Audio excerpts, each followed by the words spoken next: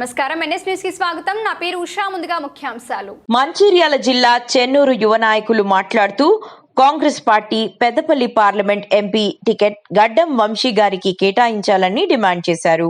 ఈ సందర్భంగా విశాఖ ట్రస్ట్ ఆధ్వర్యంలో అనేక సేవా కార్యక్రమాలు నిర్వహించి నిరుపేదల గుండెల్లో నిలిచిన గడ్డం వంశీ ఎంతో సేవాభావం గల వ్యక్తని, ఎటువంటి పదవి లేకుండా విశాఖ ట్రస్ట్ ద్వారా సేవలందించారని, కాంగ్రెస్ పార్టీ అసెంబ్లీ ఎన్నికల్లో ముఖ్య పాత్ర వహించి తన తండ్రి గడ్డం వివేక వెంకటస్వామి ప్రచారంలో భాగంగా యువతను మేల్కొలిపి పల్లె పల్లెన ప్రచారం సాగించి ప్రజలతో మమేకమై పార్టీని పైకి తెచ్చిన వ్యక్తి అని, చెన్నూరు నియోజకవర్గంలో కాంగ్రెస్ పార్టీ వివేక వెంకటస్వామి గెలుపు కొరకు ఎంతో శ్రమించిన వ్యక్తిని, యువతను ఉత్తేజపరచడానికి, యువకులకు పార్టీని ముందుకు తేవడానికి యువకులకు అవకాశం ఇవ్వాలని తెలంగాణ ముఖ్యమంత్రి వర్యులు యనమల రేవంత్ రెడ్డి గారికి విన్నవించుకున్నారు.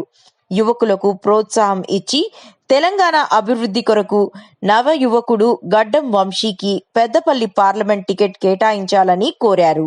తెలంగాణ ప్రియతమ ముఖ్యమంత్రి గారికి మేము చెన్నూరు నియోజకవర్గం నుండి అలాగే పెద్దపల్లి పార్లమెంట్ స్థానాన్ని గౌరవనీయులు కాకా వెంకటస్వామి మనవడు యువ నాయకులు వంశీ గారికి కేటాయించాలని చెప్పేసి కోరుకుంటున్నాం.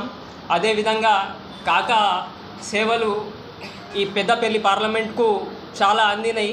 ఆయన కేంద్ర మంత్రిగా ఉన్నప్పుడు, అలాగే 2009, 2014 వరకు వివేక్ గారు పెద్దపల్లి పార్లమెంట్ మినిస్టర్గా చేశారు. అప్పుడు కూడా వారి సేవలు అన్ని నియోజకవర్గాలకు అందినాయి. ఇప్పుడు యువ నాయకులు గడ్డం వంశీకృష్ణ గారికి మన పెద్దపల్లి ఎంపీ టికెట్ ఇస్తే యువత అంతా వంశీ గారికి భారీ మెజారిటీతో గెలిపించుకుంటామని చెప్పేసి గౌరవ ముఖ్యమంత్రి రేవంత్ రెడ్డి గారిని మేము తెలుపుతున్నాం.